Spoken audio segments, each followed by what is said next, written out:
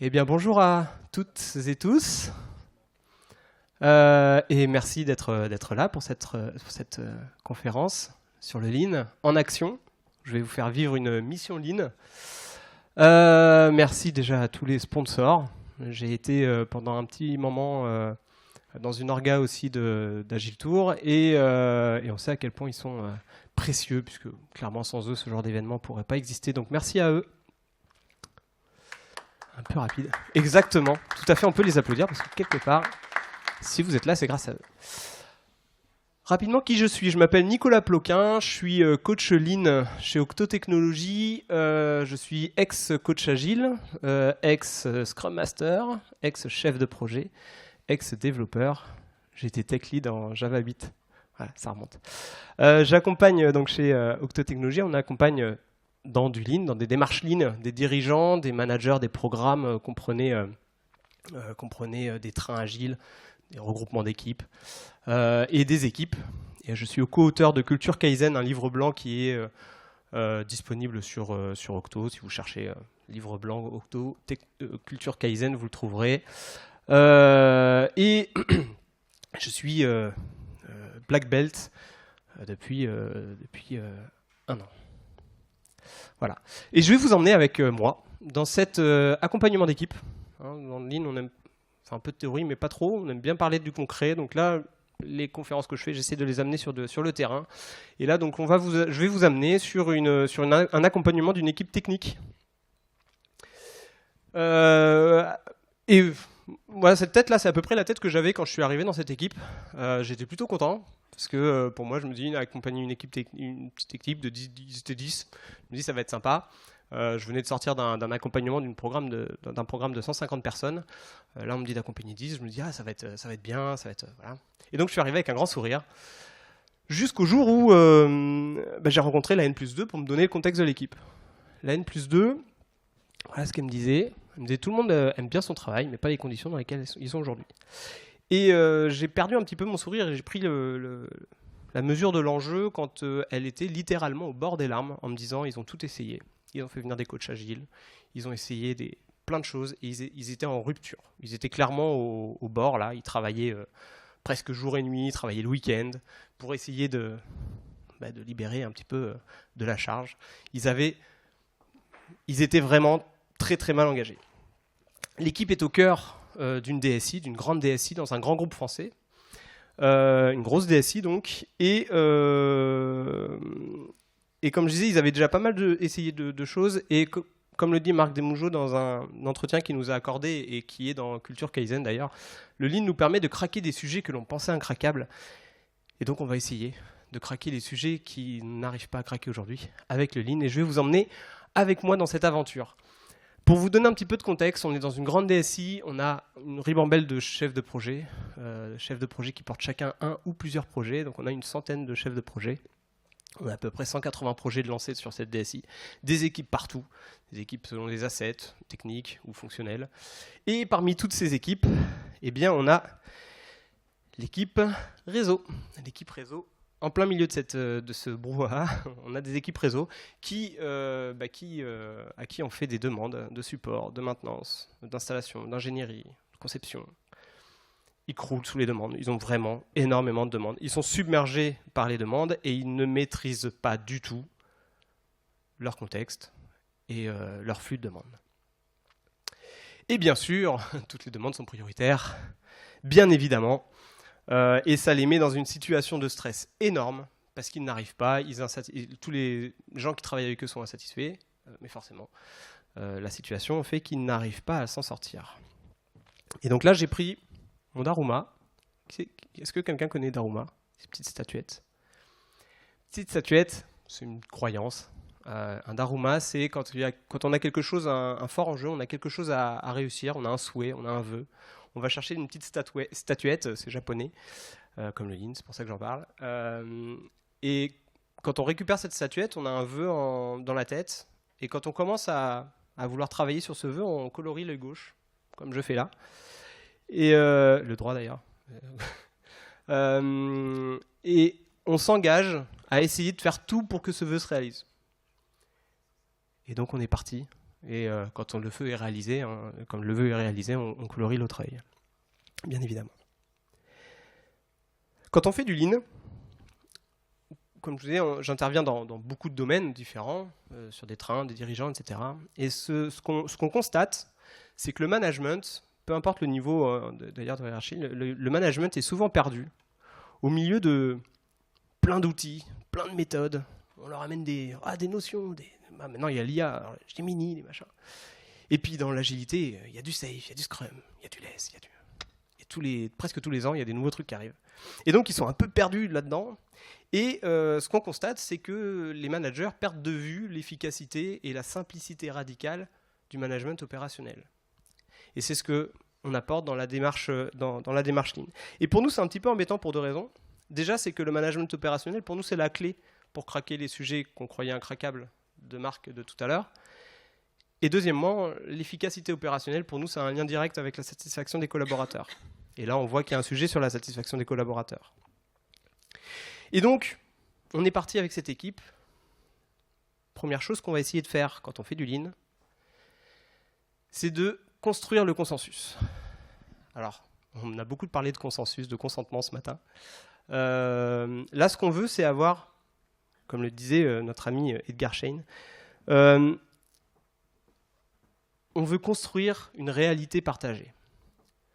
Parce que jusqu'à présent, on nous a dit, oui, les utilisateurs qui travaillent avec l'équipe, ils sont insatisfaits, l'équipe est trop lente, ils mettent du temps à répondre, etc. Et tout ça, pour nous, ce sont des soucis. On a besoin de clarifier la vision des choses, on a besoin de comprendre réellement ce qui se passe. Et donc, on va essayer de créer ce consensus pour sortir du monde des soucis et rentrer dans le monde des problèmes. Puisqu'on va faire de la résolution de problèmes, et donc on a besoin de créer des problèmes, de comprendre les problèmes pour pouvoir les résoudre. Du coup, la question, qu'est-ce qu'un problème? Oui, qu'est-ce qu'un problème?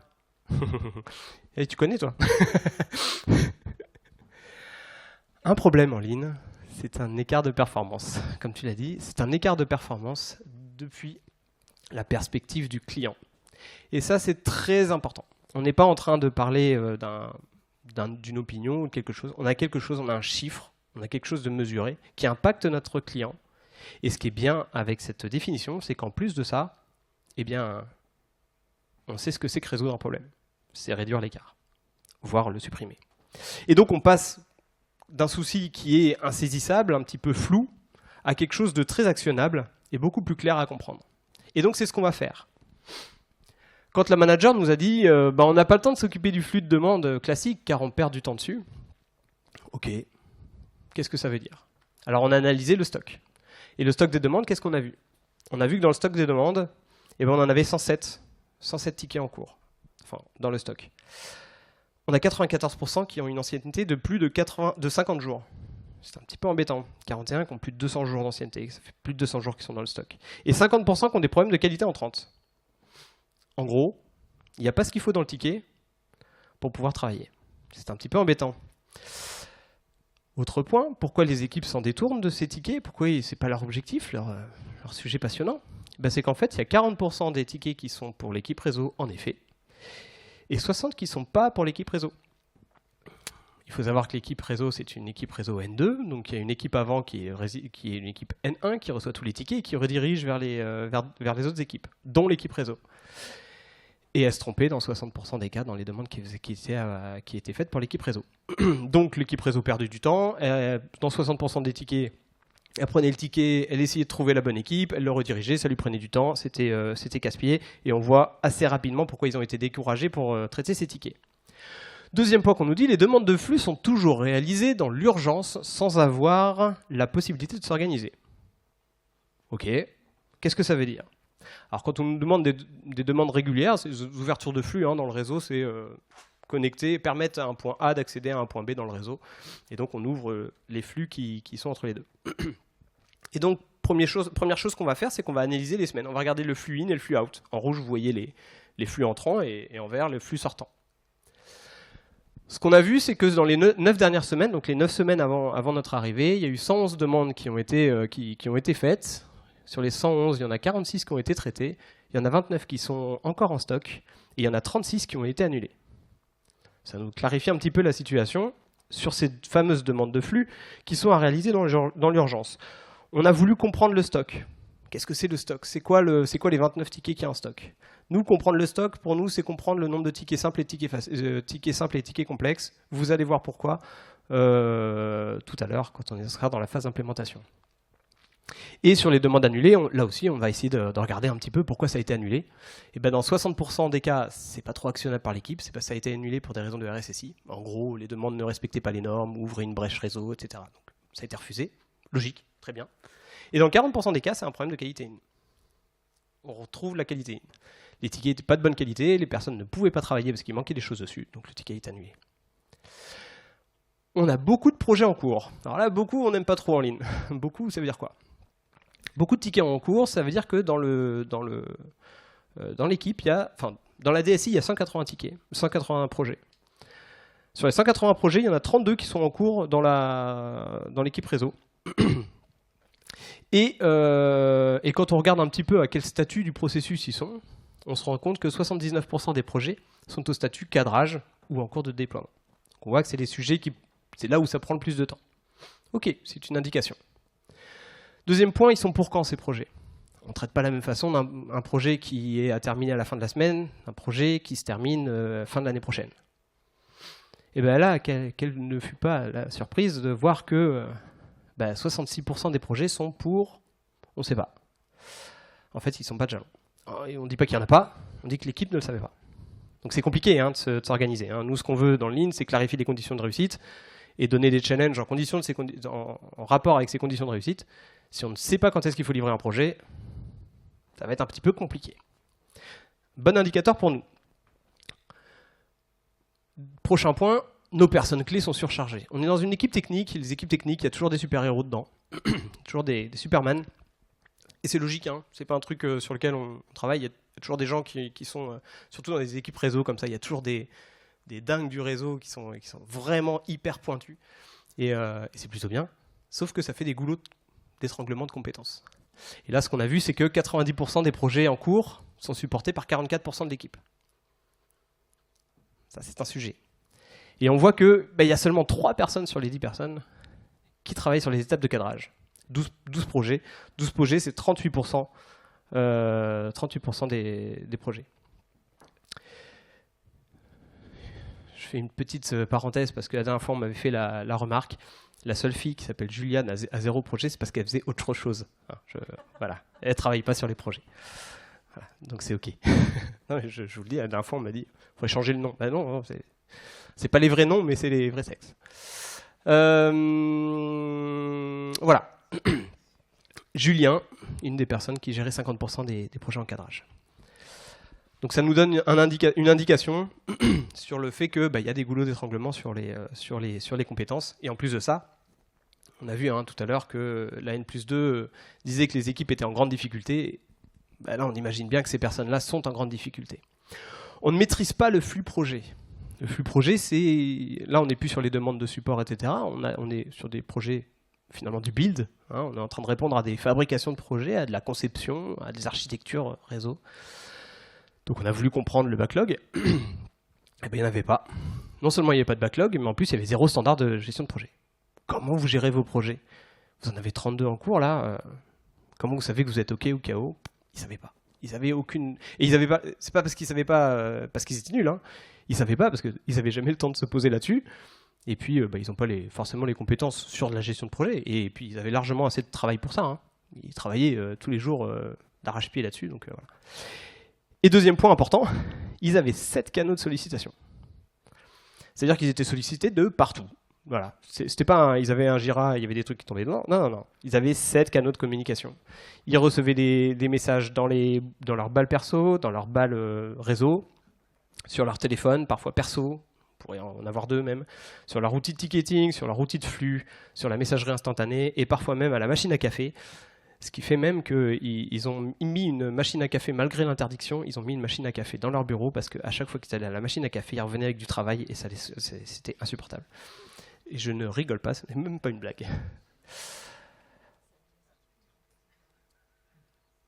Yes. Pardon, j'étais un peu vite. Les clients ne sont jamais contents et se plaignent toujours des délais. Ok, donc on fait du lean, ça ne nous satisfait pas. On va voir les clients et on va essayer de comprendre. Et en effet, on a un Net Promoter Score de moins 30. Net Promoter Score, ça parle à tout le monde. Là, un score qui va de moins 100 à 100 pour essayer, en classant les utilisateurs ou les clients en détracteurs, neutres et promoteurs. Détracteurs, les gens qui disent du mal de nous. Neutres, les gens qui disent pas grand-chose de nous. Et promoteurs, les gens qui disent du bien de nous. Et bien évidemment, on veut des gens qui disent du bien de nous. Et là, il y avait moins 30, ça veut dire qu'il y a plus de gens qui disent du mal que de bien. Et les synthèses des commentaires, c'est qu'il n'y a pas de suivi des demandes. Pas de standard de gestion de projet. Aller-retour, donc des questions sur de la qualité et de la variabilité dans la qualité des traitements. Donc là, on va voir ce qu'on peut faire. Les collaborateurs sont démobilisés. Bien évidemment, là aussi, on fait un INPS, c'est le NPS interne à l'équipe, on est à moins 50 et 0 promoteur. Donc personne ne dit aux autres de venir travailler dans l'équipe. Par contre, il y a la moitié des personnes de l'équipe qui disent « venez surtout pas chez nous ». C'est horrible. Ce qui n'est pas étonnant vu ce qu'on vient de voir. Voilà. Et dedans, il y a Damien qui m'a particulièrement touché, avec qui j'ai eu du mal à parler, parce qu'il nous voyait encore comme des gens qui allaient les perturber, et voilà. Et donc, ça a été très compliqué. On s'est fait un peu insulter au début, hein, faut pas voilà, parce qu'on était les énièmes personnes qui intervenaient chez eux. Et Damien, il était ultra expert. Il connaissait sur le bout des doigts tous ces sujets. Il avait la possibilité de passer architecte dans cette entreprise. Architecte, hein, c'est un niveau plutôt bien, hein, qui réfléchit vraiment à l'architecture, à l'infrastructure de tous les réseaux. Mais il restait dans l'équipe avec cette réflexion de dire que c'est bon pour ma carrière, mais c'est pas bon pour l'équipe. Si je monte, l'équipe va exploser.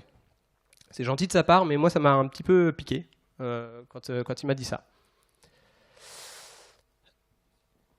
Et donc, maintenant on est passé, hein, vous avez vu, on est passé d'un truc où on avait plein d'assertions, très flou, pas insaisissable un peu, à quelque chose de beaucoup plus clair.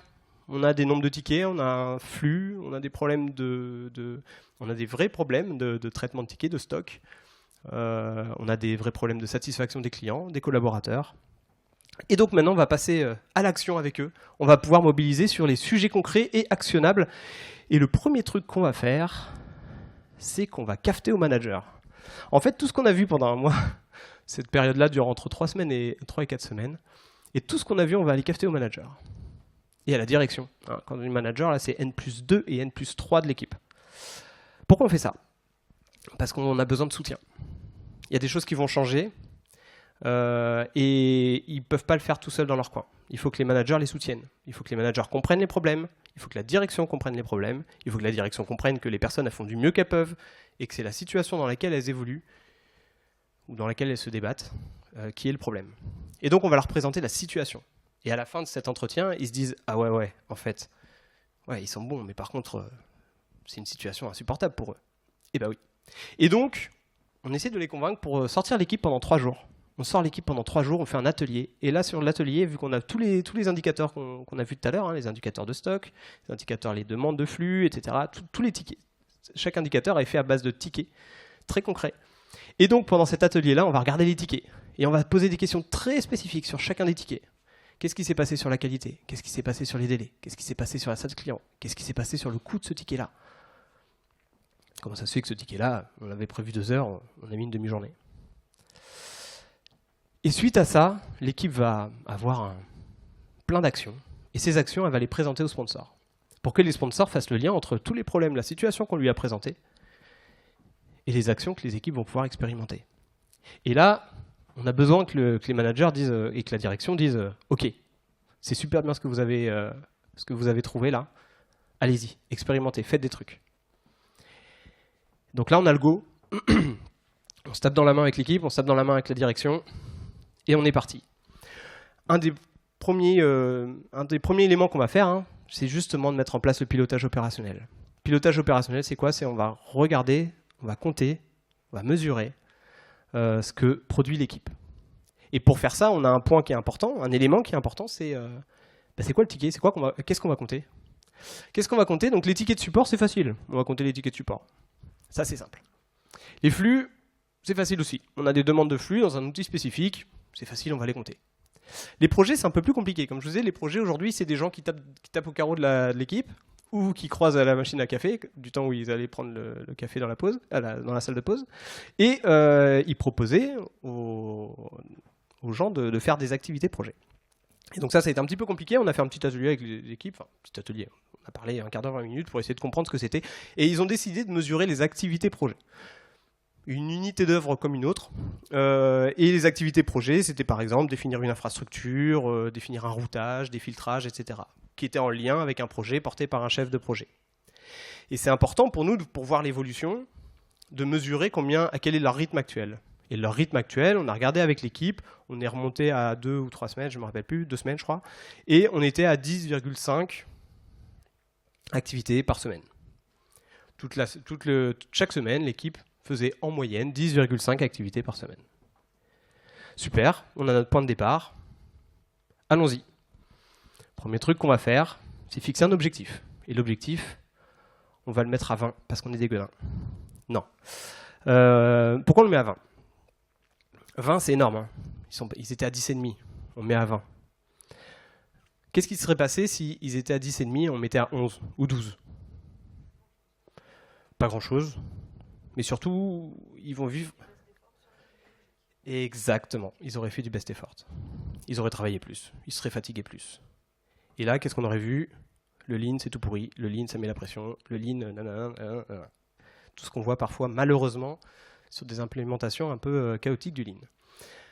C'est souvent à cause de ce genre de choses qu'on a ce genre de réflexion. Mais bref, en tout cas, on essaye de mettre un objectif. Et l'objectif, il est à 20. Pourquoi ? Parce qu'on ne veut pas qu'ils bossent plus, on veut qu'ils bossent différemment. Donc on les oblige à essayer d'aller chercher quelque chose de différent. Vous connaissez tous le Ford qui disait moi, si j'avais écouté mes clients, j'aurais juste fait des chevaux qui vont plus vite. Ou on n'a pas inventé l'ampoule en améliorant la bougie. En fait, ce qui s'est passé, c'est qu'on a changé de paradigme. Là, on essaye de leur dire, bosser différemment. On va faire les choses différemment. Donc on met un objectif très haut pour les obliger à sortir de ce qu'ils font aujourd'hui. Pourquoi 20, pourquoi pas 30 ? C'est une bonne question. Comment il a été mis l'objectif ? L'objectif a été calculé, il ne vient pas de nulle part, il a été calculé à l'aune de tous les problèmes de gaspillage qu'on a vus dans la phase d'immersion. En fait, on a vu qu'en gros, ils gaspillaient 30% de leur temps à faire des choses qui n'avaient pas forcément de valeur et qui pourraient être plutôt mis sur ces activités-là. Et donc, en travaillant là-dessus, on s'est dit que si on travaillait sur les gaspillages, on arriverait à passer à 20. Et ça, on a le soutien du sponsor. Le sponsor dit oui, on croit en vous, on est sûr que vous allez pouvoir y arriver. Et pour faire ça, pour voir tous les problèmes qui leur en empêchent, on n'a pas mis un indicateur comme ça, on va essayer de voir tout ce qui leur empêche de faire ça. Et c'est là que ça va commencer avec les questions d'amélioration. Qu'est-ce qu'on a à faire aujourd'hui ? On va mettre des délits en place. Les délits, et puis c'est pas un délit où on fait tourner un bâton de parole et chacun raconte sa vie. On fait un délit, on va se poser la question. Qu'est-ce qu'on a à faire aujourd'hui ? On a 20 tickets à faire dans la semaine, on a 5 jours. Au pif, 4 tickets. Bon, on a 4 tickets à faire aujourd'hui. Ok. Lesquels on prend ? On choisit les 4 tickets. On prend cela. Ok. Comment on s'organise pour les faire aujourd'hui ? Moi j'ai autre chose à faire, je peux pas le faire. Ok, moi je peux faire celui-là. Ok. Moi je peux faire celui-là, mais j'aurais besoin d'aide. Ok, je t'aide, etc. Ok. Comment s'organiser ? Quels sont les obstacles qui peuvent nous en empêcher et comment on essaie de les régler ? Et là où ça va être intéressant, c'est que le lendemain, on va forcément pas y arriver, vous en doutez. Quelles tâches devions-nous sortir hier ? Avons-nous réussi ? Pourquoi ? Et là, on va faire de l'introspection. On va regarder le ticket qui n'est pas sorti. Et on va essayer de comprendre pourquoi le ticket n'est pas sorti. On ne va pas demander ah oui, c'était quoi les problèmes ? Non. Le ticket, ce ticket-là, on l'ouvre et on regarde qu'est-ce qui s'est passé. Pourquoi on ne l'a pas sorti ? Ça n'a pas très... L'analyse, c'est en quelques minutes. En fait, on voit le truc et après, souvent, on fait ce qu'on appelle des PDCA. C'est des petites actions d'amélioration avec la personne. Pendant le délit, on voit la personne qui n'a pas réussi à sortir son ticket, on prend un quart d'heure avec lui après. Des fois, ça monte jusqu'à une demi-heure, mais c'est rare. Un quart d'heure, déjà, on a quelque chose de bien. C'est normal, au début, ça ne marche pas. Forcément, on n'a rien changé. On a juste posé quelques petites questions. Ça ne marche pas. Ils sont passés de 10,5 à 7, à 6. Au début, ça n'a pas très bien marché, mais on a l'habitude. Les gens se disent ouais, ça marche pas, il n'y a rien qui change, mais en même temps, c'est normal, on a juste mis l'indicateur. C'est normal que ça ne marche pas. Par contre, ce qui est intéressant, c'est qu'avec eux, on a fait l'analyse. On a regardé tous les tickets qui ne sont pas sortis. Donc, ceux-là. Et on a regardé la qualité. Enfin, on a regardé pourquoi ils ne sont pas sortis. 13 tickets ne sont pas sortis à cause d'une qualité in. S'ils avaient les tickets bien, ils seraient sortis. 6 tickets ne sont pas sortis pour des problèmes de disponibilité. Les gens ont été happés par un autre truc. Et puis 8, c'est d'autres raisons, mais c'est pas grave. Les autres, on les regarde pas parce que si on s'éparpille, ça va pas marcher. Donc on essaye de limiter. Si on travaille sur notre premier problème, si on corrige notre premier problème, le deuxième est une promotion. Pour l'instant, on va travailler sur les 2 premiers. Et donc, le premier, ça va être un problème de qualité des tickets. Comment traiter ce problème de qualité de tickets? Et bien, ce qu'ils vont faire, c'est qu'ils vont regarder chaque semaine, en fin de semaine, ils vont préparer la semaine suivante. Donc, ils vont essayer de sélectionner les 20 tickets. Et les 20 tickets, ils vont essayer pas forcément les sélectionner au pif. Hein. Ils vont regarder quels sont les 20 tickets qu'on va sortir pour la semaine prochaine, comment nous organiser, quels sont les obstacles. Et on va essayer, et puis du coup, hein, la question d'amélioration aussi, à l'échelle, à la semaine, on va se poser la question à chaque fin de semaine, qu'est-ce qu'on devait faire cette semaine, est-ce qu'on a réussi, et qu'est-ce qui nous permettra de... Qu'est-ce qu'on en apprend. Et du coup, ça nous permet de voir les choses visuelles. C'est-à-dire que toutes les semaines, les équipes choisissent les 20 tickets, et on va voir, on a utilisé un outil super évolué qui est Excel. Voilà. Non, c'est pour vous montrer qu'on n'est pas obligé de forcément sortir du Trello, des machins, des outils hyper chers. Non, on a pris Excel. Et dans le Excel, l'équipe a choisi de mettre les 20 activités qu'il avait choisies. Et à la fin de la semaine, les activités, elles passent en rouge quand elles ne sont pas faites, elles se passent en vert quand elles sont faites, et elles passent en orange quand elles sont faites, mais qu'elles auraient dû être faites la semaine d'avant. Et donc régulièrement, chaque truc rouge là, et chaque truc orange, c'est génial, c'est des sujets d'amélioration. Donc là, les sujets d'amélioration, c'est il s'est passé quoi là? Et là, il s'est passé quoi? Et là, il s'est passé quoi? Et toutes ces questions-là, on va les poser en boucle. Et ça a permis à l'équipe de se poser la question, ok, on a sélectionné 20 tickets, on n'arrive pas à les faire les 20 tickets. Comment ça se fait? On l'a vu tout à l'heure, problème de qualité in, problème de disponibilité. Problème de qualité in, qu'est-ce qu'on va faire? On va regarder toutes les causes qui nous ont pas permis de le faire en termes de qualité in. Et on va faire un standard. Un standard qui va dire, nous, pour un ticket, nous on veut ça. Et s'il manque un truc, tant pis, on le fait pas. Et si on a un ticket qui a un problème de qualité in malgré ça, on rajoute la condition là-dedans. Et donc on a une checklist, appelez-la DOR si vous voulez, une checklist, mais c'est eux qui l'ont mis en place pour dire si c'est si c'est OK ou KO. Si c'est OK, ça rentre dans le backlog de la semaine. Si c'est KO, on pose un point immédiatement avec le chef de projet pour lui expliquer pourquoi on ne va pas l'apprendre et on va le former au standard. Et comme ça, il reformulera sa demande un peu mieux pour la prochaine fois et sa demande sera faite la semaine suivante. Pour les problèmes de disponibilité, ils ont décidé de compléter leur tableau avec la disponibilité des acteurs. Et les acteurs, alors des fois il y avait des goulots d'étranglement de compétences, et ils vont mettre des binômes, voire des trinômes, voire des personnes 4 sur une demande. Et pourquoi ils font ça? Parce qu'il y a un lead, et il y a une personne qui va être en support, c'est-à-dire que si le lead n'a vraiment pas le temps, c'est l'autre personne qui va le prendre, et si la personne n'a pas le temps complètement de le faire, il va pouvoir s'aider, s'appuyer sur la deuxième personne. Donc ils ont travaillé là-dessus. Ils ont même été plus loin, parce qu'ils en ont eu besoin, parce qu'il y a eu des causes de rouge et de orange. Vous voyez, déjà, il y a un peu moins de rouge, là, on était un peu plus avancé dans l'accompagnement. On a eu des causes de chaos qui étaient liées au fait qu'il y avait des problèmes de planification dans la semaine. Ils ont même été plus loin en choisissant le jour où on va faire l'action. C'est-à-dire que pour chaque action, ils se disaient, c'est lui qui va le faire, ou un binôme, ou quel trinôme, et en fait, il le fera ce jour-là. Il y a même des fois, il y a l'heure. Bon. Bref, en tout cas, ils ont décidé de piloter avec ça. Et là, on voit, on est vraiment sur du pilotage opérationnel. Là, c'est vraiment les tickets, les tickets, les demandes les activités projets, et on valide la réalisation des activités projets. On est arrivé à un autre point qui était, mais comment on sait que les 20, c'est les bonnes? Parce que dans l'idéal, les 20, elles doivent répondre à un besoin, à un projet. Ouais, le problème, c'est que les projets, on ne sait pas pour quand c'est. Donc on a travaillé là-dessus. Souvenez-vous, on n'avait que 36% des projets qui avaient des jalons. On avait 64% qui n'ont pas de jalons. On ne sait pas quand c'est, donc ça pourrait nous aider à choisir les 20. Donc ce qu'on a fait, on a travaillé avec chacun des chefs de projet. On a fait un standard, on a travaillé avec on leur a pris un quart d'heure et on a clarifié les jalons. Donc on est passé de, c'est pas l'idéal, mais on est passé de 36 à 70% de tickets de projets qui avaient des jalons. Ce qui permettait à l'équipe de beaucoup plus facilement choisir les 20 bons tickets. Ok, ça c'était pour les activités projets. On a mis du pilotage, on a mis un objectif, on matérialise les écarts, on voit les écarts, on travaille sur chacun des écarts, on fait des PDCA avec chaque personne, et à chaque fois on améliore nos standards d'input, notre standard de réalisation, etc. Deuxième point, c'était réduire le stock d'incidents. Souvenez-vous, on avait 107 tickets incidents, vous voyez que les incidents n'étaient pas traités par 94% des tickets qui étaient plus anciens de plus de 50 jours, et on a 50% des problèmes de qualité in. Donc ce qu'on a fait, c'est qu'on a fait des petits ateliers de 20 minutes. On se posait à côté des personnes et on lui a dit bah, allons-y, regardons le stock.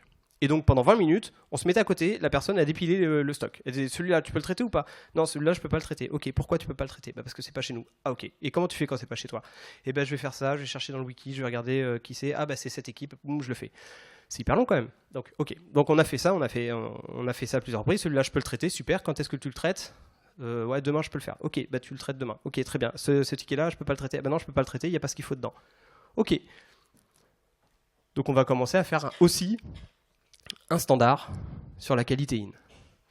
Et comme on fait du lean, on est doux avec les personnes et dur avec les situations. Comment ça se fait que le N1 nous envoie plein de tickets pas bons comme ça? C'est quand même bizarre. Les personnes, soit elles le font exprès, mais ça on n'y croit pas, soit elles sont nulles, mais ça on n'y croit pas. On se dit que c'est de la situation qui n'est pas bonne. Et donc on va voir les personnes du N1, et on va voir la responsable du N1. On lui a dit, mais écoutez, là, on a plein de tickets, on a été obligé de les rassigner. Comme ça, vous êtes obligé de les rassigner? Bah oui, on est obligé de les rassigner parce que vous nous les avez poussés, mais ils ne sont pas chez nous. Ah mais non, c'est pas le process. Quand il y a un ticket qui n'est pas chez vous, vous nous le renvoyez, vous mettez mauvaise assignation, et nous, contractuellement, on est obligé de travailler pour améliorer nos standards. Ah mais on ne savait pas? Bah oui. Du coup, il y avait un temps énorme de perdu. Et donc maintenant, l'équipe, elle a été hyper soulagée. Elle se dit, ah mais c'est génial! Hop, mauvaise assignation, tac, il n'y a plus besoin de chercher. Et là, ça les a soulagés vachement. Donc ils ont travaillé sur leur qualité in, avec des standards. Ils ont travaillé sur le fait de pouvoir travailler sur la mauvaise assignation. Ils ont continué à avancer comme ça. Un autre point pour gérer les stocks, c'est de comprendre le stock. Comme je disais tout à l'heure, on a vraiment besoin de comprendre le stock. C'est comme tout en ligne, on n'aime pas trop tout ce qui est un petit peu flou et insaisissable. Nous, on a besoin de comprendre le stock. Et pour comprendre le stock, on a une méthode qui est d'essayer de faire de l'analyse pour passer d'un stock de tickets en nombre à un stock de tickets simples et un stock de tickets complexes. Pourquoi c'est important? Les clients se sont pleins de variabilité dans la qualité. Les clients se sont plaints aussi d'irrégularités dans les délais et des délais non contrôlés. Eh bien, ça, c'est souvent dû à des goulots d'étranglement. Les goulots d'étranglement parce que c'est des personnes, on a vu, il y avait des Superman, et qui traitent tous les tickets complexes, et qui traitent un peu de tout, et puis du coup, ils vont vite, etc. Donc là, comment on peut faire pour travailler là-dessus? Eh bien, on va en profiter pour faire monter en compétence les personnes qui sont un peu plus novices, les juniors sur ces sujets-là. Qu'est-ce qu'on va faire? Eh bien, on va faire rédiger les standards de traitement des tickets simples par les experts. Les experts vont dire, voilà, pour traiter ce genre de tickets, c'est des tickets simples, voilà, tu fais comme ça. Et donc, tous les tickets simples, ils sont envoyés à un junior avec le standard de l'expert. En faisant ça, le junior va monter en compétence sur les tickets simples, et l'expert se libère beaucoup de temps pour travailler uniquement et se focuser uniquement sur les sujets complexes. Donc là où avant il traitait tout, il passait de droite à gauche, et bien là il travaille sur les tickets complexes. Ce qui est intéressant, c'est qu'en plus, non seulement on fait des livraisons plus régulières, ce qu'on appelle le mix produit, on mixe un peu les tickets simples et les tickets complexes, ça permet la montée en compétences, et surtout ça permet de lisser la qualité, là où on avait une vraie variabilité de qualité, parce qu'il y avait des juniors qui travaillaient sur des tickets complexes, parce qu'on n'avait pas cette analyse du stock, là on avait de la qualité constante. Un autre sujet qui est arrivé, qu'on n'avait pas vu pendant l'immersion, pendant la phase de diagnostic, c'est les demandes d'îlots. Les îlots réseau, je ne sais pas si vous connaissez, mais en gros, c'est un sous-réseau. En gros, ils travaillaient dans des usines. Quand il y a un prestataire qui arrive dans une usine, il a besoin d'accéder à certains outils, mais bien évidemment pas à tous les documents de la boîte. Et donc, on lui crée un îlot où il a accès juste aux outils pour lesquels il a le droit, mais il n'a pas accès à tout le reste. Et donc, la création des îlots réseau, ça prend du temps. Et donc, ils en ont eu plein. Ils ont eu une salve de demandes d'îlots réseau alors qu'on n'en avait pas vu pendant l'immersion. Et donc, on a fait un Vimavi. On a compris ça. parce qu'il y a eu plusieurs fois. Pourquoi on l'a vu? Parce que ah ben moi j'avais prévu de faire ça, mais j'ai pas pu parce que j'ai traité une demande d'ILO. Ah mais c'est quoi? Voilà, on a compris comme ça. Est-ce que je peux faire un vie ma vie avec toi? Ouais, pas de problème. On se pose à côté de lui. Et là, il nous montre comment ça marche. Et on voit un enchaînement d'actions assez répétitives, d'ailleurs assez répétitives, qui sont décrites même dans un confluent. Alors c'était pas un confluent, c'était leur équivalent. Et voilà, il exécutait ça. Ça prenait 2 heures. Une suite de choses à faire. Et on lui a dit, mais du coup, ce truc-là, ça pourrait être scripté, non? Ah bah ouais, mais tu te rends compte le temps qu'il faudrait? Ouais, c'est vrai. Bah, du coup, c'est quoi les 2 premières étapes? Bah, les 2 premières étapes, c'est de télécharger le livrable là et puis de l'envoyer sur le serveur. Ok, et ça, tu peux le scripter? Bah oui, on peut le scripter. Ok, bah fais un script avec juste ça. Et puis après, tu feras le reste à la main. Ok. Et puis après, le suivant, il dit, bah tiens, utilise le script qu'il a fait là tout à l'heure. Et puis comme ça te dézip et ça le télécharge et ça l'envoie sur le serveur. Ah bah c'est cool. Et après, tu te connectes sur le serveur et c'est quoi la prochaine étape? Bah, la prochaine étape, c'est de le dézipper et de le mettre dans ce dossier. Ok, super. Bah ça, tu peux le scripter? Ouais. Donc il ajoute ça au script. Et donc petit à petit, toutes les demandes, à chaque fois qu'il y avait une demande d'ILO, alors faut être un peu un rapace, c'est-à-dire que demande d'ILO, waouh, on s'accroche au pied, et on dit attends, on va faire un truc. C'était exactement ça. Il y avait une demande d'ILO, ah super, on va pouvoir scripter 2 lignes de plus. Et en faisant ça, on est passé de 2 heures de traitement à 10 minutes. L'équipe a été vachement soulagée, et on verra tout à l'heure que les clients aussi. Ok, on a fait plein de trucs. Je vous ai parlé de standards, des PDCA qu'on a fait à chaque fois qu'on avait du rouge, c'est-à-dire plusieurs par jour. On faisait parfois une dizaine de PDCA dans la journée. À chaque fois, on en apprenait des choses. À chaque fois, on mettait un standard à jour. Ok, c'est cool. Est-ce que ça marche? Est-ce que ça marche? En fin d'accompagnement, nos 107 tickets de stock se sont transformés en 2 tickets. Et les 2 tickets, quand on a pris la mesure, c'était 2 tickets qui avaient été créés le matin même. Donc ça va. Le stock est géré. Le mécanisme simple complexe, monter en compétence des personnes juniors avec des standards, a porté ses fruits. Et surtout aussi le retour au N1 avec le fameux statut qui a beaucoup libéré de charge mentale à l'équipe. Les demandes d'ILO, c'est bien, on est passé de 2 heures à 10 minutes. Est-ce que vraiment c'est bien? Est-ce que ça se voit? On a fait une interview d'un client qu'on avait interviewé avant pendant l'immersion, mais qui ne nous avait pas parlé d'ILO. Mais il nous a dit ça, voilà, c'était rapide, c'était très bien. Les premières que j'avais faites étaient plutôt longues, et donc le traitement là était optimal, et cette demande n'est pas isolée, mes autres demandes sont traitées de la même façon. Et il a mis un 10 sur 10, le NPS est donc de 100. Il y a une personne, ça ne veut rien dire. Mais il a 10 sur 10, c'est-à-dire qu'il est très satisfait de ça. Et ça, quand on va voir l'équipe et qu'on lui dit ouais, on a bossé sur du script, c'est un petit peu casse-pied à faire. Ouais, mais enfin, regardez ce que vous avez comme retour. Et là, il était hyper content. Et puis là, le sponsor, le manager, ils étaient contents aussi. Donc ils ont fait des très très bons retours à l'équipe là-dessus. Le delivery, souvenez-vous, c'est 10, alors on est monté à 10,2 parce qu'on a intégré les premières semaines. Les 10,2, enfin les semaines d'avant, les semaines d'avant l'immersion. On était à 10,2 en moyenne. On est monté à la fin de l'implémentation à 16,7 de moyenne. Donc on a amélioré de 63% le flux de traitement des demandes projet. Et ça a été plutôt bien. Et ça n'a pas été de la magie. Ça a été simplement, entre guillemets, en libérant de la charge de gaspillage. Avant, tout le temps qui passait à pas avoir de standard, à prendre des tickets qui n'étaient pas prêts, etc., c'était du temps qui passait à perdre du temps. Et la satisfaction collaborateur s'est améliorée de 36 points. On est passé de moins 50, souvenez-vous, de moins 50 à moins 14. On est toujours dans le négatif, il y a toujours en moyenne plus de gens qui disent du mal et qui ne veulent pas que les gens viennent dans l'équipe. Mais on a moins de gens qui le disent, et on avait même une personne qui disait de venir dans l'équipe. Donc ça, c'était plutôt bien. Est-ce que c'est une victoire et est-ce que je peux colorier l'œil de mon Daruma? Pour vous. A priori, pas tout à fait. C'est marqué dessus. Je n'ai pas marqué a priori, mais tout à fait. Ben non. Non, parce que nous, ce qu'on veut, dans le Lean, ce qu'on veut, c'est que les gens comprennent et standardisent le geste d'amélioration continue. Qui continuent à voir les écarts, parce qu'il y en a tout le temps, qui continuent à travailler sur ces écarts, qui lancent des PDCA en autonomie, qui continuent à piloter leur performance opérationnelle. Et donc, 3 mois après, on les recontacte. Et 3 mois après, pour vérifier qu'ils ont bien continué à travailler sur leur performance opérationnelle, on a vu qu'ils étaient passés de 16,7 à 23. Ils avaient donc amélioré encore en autonomie de 38% leur delivery, ce qui fait une amélioration de 125%. Ce qui est plutôt bien, pour le coup, on est OK, 125% sur une équipe de 10 personnes, ça fait presque 12 ETP de plus, un peu plus d'1 million d'euros. 7 collaborateurs, on était très contents, puisque c'était un de nos challenges. On était très contents de voir que la 7 collaborateurs est passée à 28. Enfin du positif, enfin plus de gens qui disent dans l'équipe qu'il faut venir travailler dans l'équipe plutôt que l'inverse.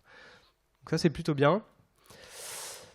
Et donc là j'ai pu colorier mon Daruma et me dire qu'enfin l'équipe est passée positif, l'équipe a amélioré son delivery, l'équipe a corrigé tous les problèmes puisque c'est la métrique qui nous a dit que l'équipe a vraiment amélioré et a vraiment compris les choses. Donc on est parti d'une situation qui était complètement chaotique, où ils ne maîtrisaient rien, à une situation où ils maîtrisent beaucoup mieux leur flux entrant, ils maîtrisent beaucoup plus les tickets, ils savent dire non aux tickets sur des critères très clairs et validés par la mesure, hein, puisqu'ils savent très bien qu'il faut avoir cette donnée, puisque quand on ne l'a pas, on a vu dans le passé qu'on n'y arrivait pas. Et donc ça fonctionne. Et tout cela sans rétrospective, ça c'est un petit truc que j'envoie comme ça, parce qu'il y a des... Il y a des petites questions qu'on se pose sur les rétrospectives. La rétrospective, c'est présenté parfois comme une réponse à l'amélioration continue de l'agilité. C'est pas vrai. C'est une des réponses potentiellement. Mais on a plein d'écarts avec ça. Je pourrais en parler, hein, mais typiquement, nous, ce qu'on a fait tout le long là, c'est quand il y avait un problème sur un ticket, on allait voir la personne, on s'asseyait à côté de lui, on travaillait sur son poste de travail. La subtilité du Lean, c'est de travailler sur le poste de travail pour vraiment comprendre concrètement le problème que les gens ont sur leur poste de travail. Alors quand on a des personnes qui nous disent « Ah non, mais les rétrospectives, faut aller dans une salle à part pour sortir du poste de travail », nous, ça nous embête un petit peu. On ne dit pas qu'il ne faut pas en faire, hein. Il y a plein de bonnes raisons pour en faire. Hein. Je ne me mets pas en opposition avec ça. Mais voilà, tout ça, on l'a fait sans rétrospective. La question qu'on se pose chaque jour quand on fait ce type d'accompagnement, c'est qui doit apprendre quoi pour réussir ? Ça sous-entend d'avoir une très bonne définition de ce que c'est que réussir, d'où les objectifs. Et ensuite, on voit les écarts. Et on se pose la question de qui doit apprendre quoi pour réussir. 1 an après, cette entreprise nous a recontactés pour faire un accompagnement d'architectes, une équipe d'architectes, enfin 6 équipes d'architectes, pour être clair, 6 équipes d'architectes. Et j'ai repensé à Damien qui était dans l'équipe réseau et qui pouvait être architecte, le pauvre. Et ben j'étais très satisfait de voir que Damien, c'était un des chefs des 6 équipes d'architectes. Il avait pris la responsabilité d'une équipe de 3 architectes et il travaillait en tant qu'architecte et même responsable d'architecte. Donc il était plutôt très satisfait et il m'a dit « Ok, merci pour tout ça, hein. C'était très bien d'avoir fait ça avec l'équipe réseau. » L'équipe réseau est beaucoup mieux, et d'ailleurs ça m'a permis de la quitter, l'équipe réseau.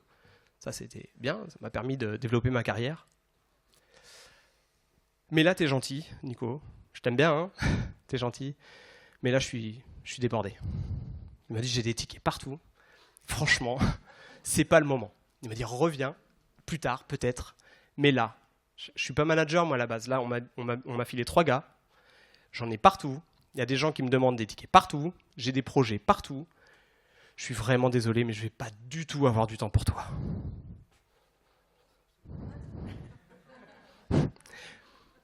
Merci.